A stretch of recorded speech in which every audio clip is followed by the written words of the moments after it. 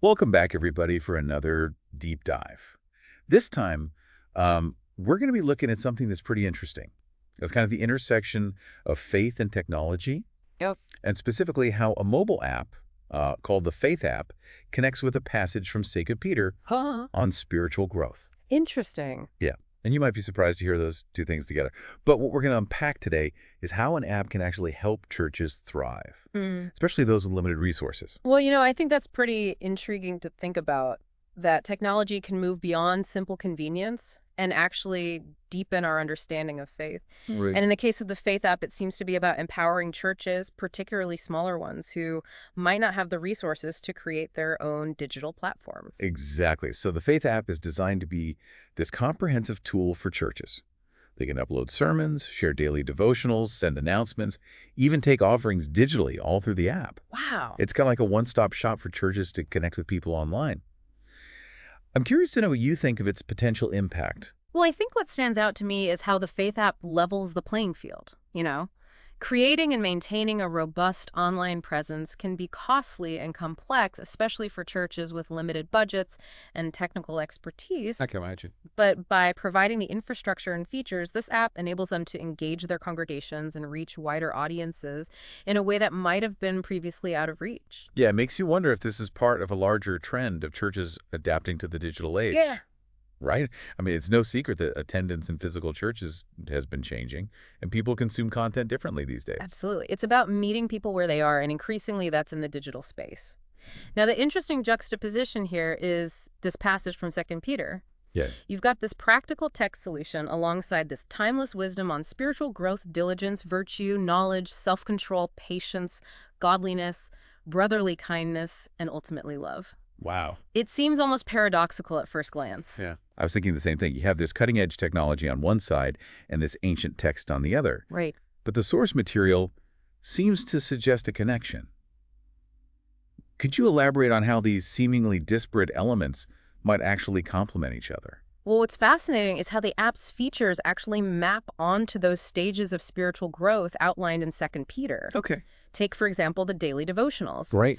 Engaging with those regularly can cultivate diligence, that consistent effort to nurture one's faith. I see what you mean. And it's not just passively reading either. The source material emphasizes active engagement. So I wonder how the app's design might contribute to that. Does it offer personalized content, reminders, or progress tracking features that encourage users to be more deliberate in their practice? That's a great question, and it highlights a crucial aspect of this discussion: intentionality. Right. It's not just about having the technology. Right. It's about using it in a way that supports and enhances our spiritual growth. Right. It's easy to get caught up in the bells and whistles of an app and lose sight of its deeper purpose. Exactly. And that's where the passage from 2 Peter provides a valuable framework for discerning how to best utilize these tools. It reminds us that spiritual growth requires effort, discipline, and a willingness to engage deeply with the teachings and practices of our faith. And the Faith app seems to provide those stepping stones, wouldn't you say?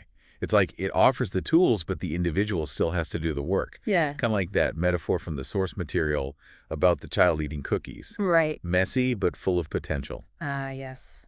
That's a powerful analogy for the challenges of spiritual growth. We all start somewhere, and the journey isn't always pretty, but it's in those messy, imperfect moments that true growth and transformation occur.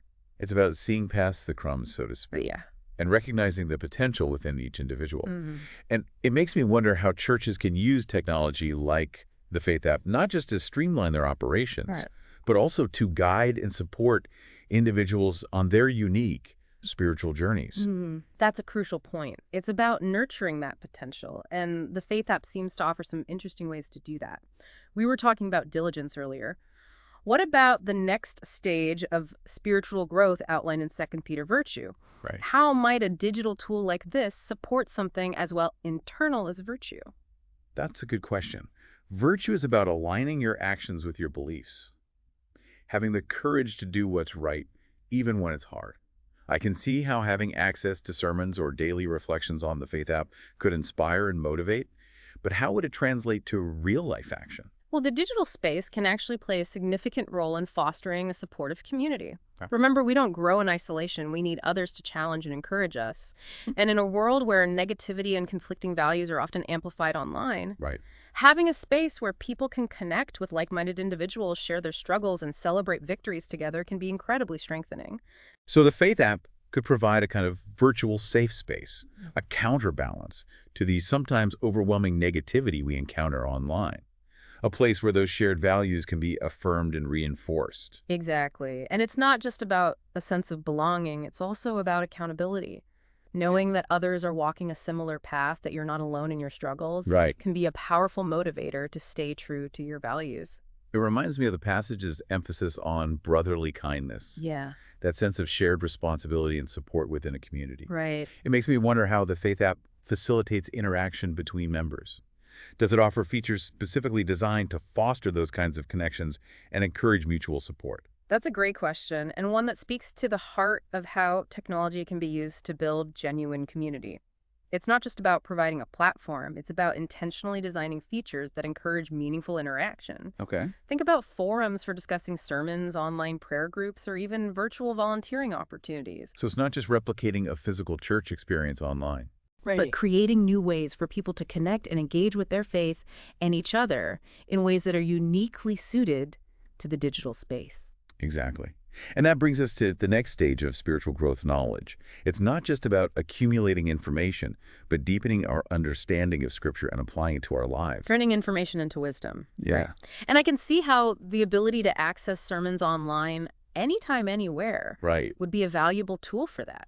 You can revisit passages that resonate with you, delve deeper into specific themes, or even share sermons with others who might benefit from them. It's like having a personal library of spiritual guidance at your fingertips. And it goes beyond just sermons. Imagine having access to commentaries, study guides, or even online courses, all curated and integrated within the Faith app. It's almost like a personalized curriculum for spiritual growth. And speaking of personalized, this brings us to the crucial element of self-control. Right. That ability to regulate our thoughts and actions, especially in a world that's constantly vying for our attention. That's a critical point, especially in the digital age where distractions are abundant and instant gratification is often just a click away. Right. So how can an app help with something as internal as self-control? It's a challenge for sure. I mean, we're all susceptible to those endless scrolls and notifications. Right. But what if the Faith app offered features that actually helped users cultivate self-control? Perhaps guided meditations on mindfulness, digital Sabbath reminders, or tools for tracking progress in areas where they're trying to resist temptation. Those are excellent ideas. It's about leveraging technology to support our intentions rather than letting it dictate our behavior. It's like using technology to create boundaries and structure, Yeah, rather than letting it become a source of distraction and fragmentation. exactly. And this ties in beautifully with the next stage of spiritual growth, patience. Okay. In a world of instant everything, patience can be a difficult virtue to cultivate. It really is. We're conditioned to expect immediate results. But the source material emphasizes that spiritual growth is a journey, not a destination. It takes time, effort, and a willingness to persevere through challenges.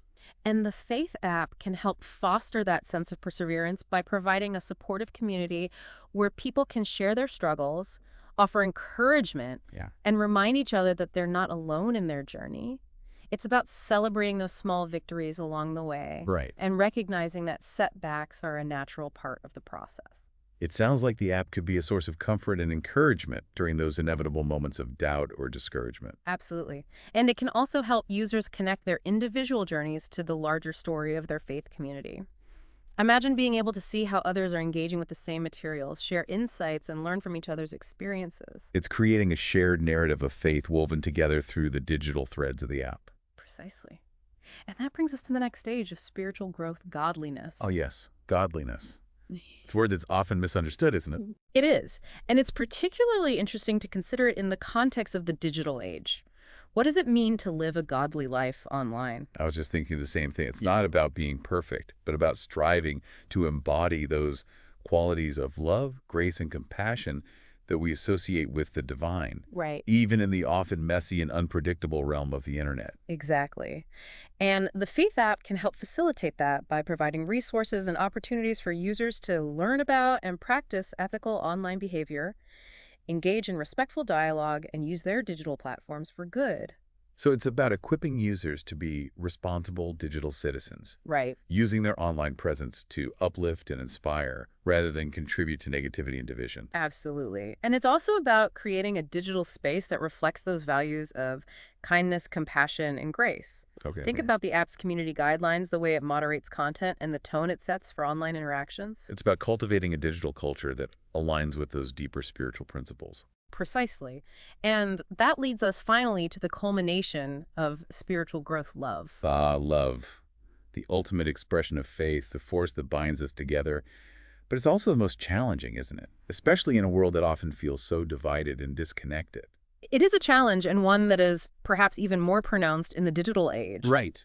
But the Faith app, if designed thoughtfully, Okay. can actually be a powerful tool for fostering love and connection. I'm intrigued. How so? Well, imagine the app facilitating meaningful dialogue between people from different backgrounds and perspectives, Right. creating spaces for respectful conversations about challenging issues, sharing stories that foster empathy and understanding. So it's about using technology to bridge divides rather than deepen them, creating opportunities for genuine human connection that transcend those differences. Exactly. And remember, the source material emphasizes that love isn't just a feeling, it's an action.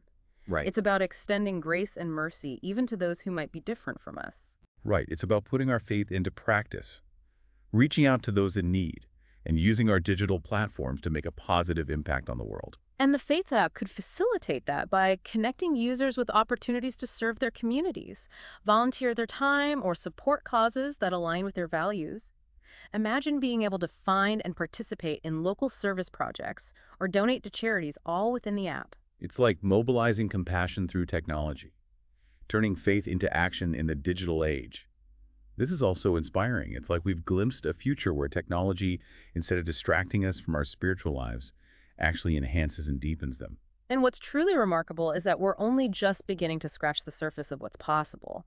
As technology continues to evolve, we can expect even more innovative ways to cultivate our faith, connect with others, and live out our beliefs in the digital age. This conversation has been a real eye-opener. It's made me think about the potential of technology in a whole new light. Yeah. I'm so curious to hear more about how churches are actually implementing the Faith app and the impact it's having on their communities. Me too. And that brings us to another crucial aspect of this discussion, the role of church leadership in guiding this digital transformation. Right. It's not just about having the technology, it's about using it wisely and effectively. Precisely. Church leaders need to be equipped to not only understand the capabilities of these tools, but also to integrate them seamlessly into their existing ministries and outreach efforts. It's like being a digital shepherd, guiding their flock through this new landscape. Exactly. And that requires vision strategy and a deep understanding of the needs of their congregation. This is where that quote about seeing the potential in others, Right. even when they're covered in crumbs, comes back to mind. Church leaders need to be those who believe in the transformative power of technology, even when it seems messy or unfamiliar. I couldn't agree more. It's about having the courage to embrace new possibilities, to experiment, to learn, and to adapt. And in doing so, to empower their congregations to do the same. This is all so inspiring. It's like we're witnessing a convergence of ancient wisdom and modern innovation. And the possibilities for spiritual growth and connection are truly limitless. And what's exciting is that this is just the beginning of our deep dive into this fascinating topic. We Yeah. still have so much more to explore. I can't wait. This conversation has definitely sparked a lot of thoughts for me, Yeah, and I'm sure our listeners are feeling the same way. absolutely. And before we dive into the next part of our exploration, I want to leave you with a question to ponder. Ooh, I love a good cliffhanger. How might embracing digital tools like the Faith app not just streamline church operations, but also deepen the spiritual journeys of individuals? That's a great one. And we'll be back in just a moment to continue our exploration of this intriguing intersection of technology and faith. Stay tuned. Okay, we are back, and I am still kind of thinking about that question you left us with. How can digital tools like the Faith app actually deepen our spiritual journeys? It just seems kind of counterintuitive, but I guess our conversation so far suggests that it really is possible. Yeah, it's all about intention and recognizing those unique opportunities that technology presents. We were talking about love as the culmination of spiritual growth, and it makes me think about how the Faith app might facilitate that even in a digital space. I was wondering about that too. It's easy to think of technology as isolating, but you've hinted that it could actually be used to build bridges and foster deeper connections. Right, think about it. The Faith app could create these spaces for dialogue between people of different backgrounds, even different faiths.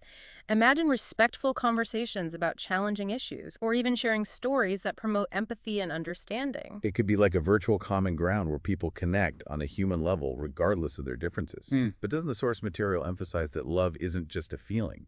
It's about action. Exactly, and that's where things get really interesting. Imagine the Faith app connecting users with opportunities to serve their communities. Maybe it helps people find local service projects, or organize volunteer efforts, or donate to charities that align with their values. So it's not just about having conversations online. It's about mobilizing that compassion and putting it into action in the real world. It's almost like turning faith into a verb. Yeah, that's a great way to put it. And it circles back to that idea of godliness we touched on earlier. The Faith app, by promoting service and ethical behavior, could guide users to express their faith in tangible ways, both online and offline. You know, it's been fascinating to consider how an app designed for churches could actually be a catalyst for individual spiritual growth. But what about the churches themselves? How does the Faith app impact the way they operate and connect with their members? That's a crucial question. Remember, we talked about how the Faith app levels the playing field for churches with limited resources. It's not just about giving them a digital presence, but about empowering them to engage their congregations in new and innovative ways. Right, like offering online sermons or hosting virtual Bible studies or even facilitating online giving. It's like expanding the walls of the church to encompass a wider community. Exactly. And by streamlining those administrative tasks, churches can then focus more time and energy on ministry and outreach. Imagine a pastor being able to spend less time managing logistics and more time connecting with people and offering guidance and nurturing those individual spiritual journeys. It's almost like technology frees them up to be more present both within their congregation and in the wider community. Precisely. And this brings us back to that crucial role of church leadership. They need to be equipped to embrace these digital tools and guide their congregations through this evolving landscape. It's like they're pioneers leading their communities into a new frontier of faith. Yeah. And it requires a certain boldness, doesn't it? A willingness to experiment and adapt and even make mistakes along the way. Absolutely. It's about having that same faith in the transformative power of technology that they have in their own beliefs. And it reminds me of that metaphor we discussed, seeing past the crumbs and recognizing the potential within each individual, each situation, even within the digital space itself. This entire deep dive has really been a revelation for me. We started with a seemingly simple premise, a mobile app and a passage from Second Peter, and we've uncovered a whole universe of possibilities. It's a testament to the power of thoughtful exploration, connecting those seemingly disparate ideas and discovering the surprising ways they illuminate each other. And I think that's the most valuable takeaway for our listeners.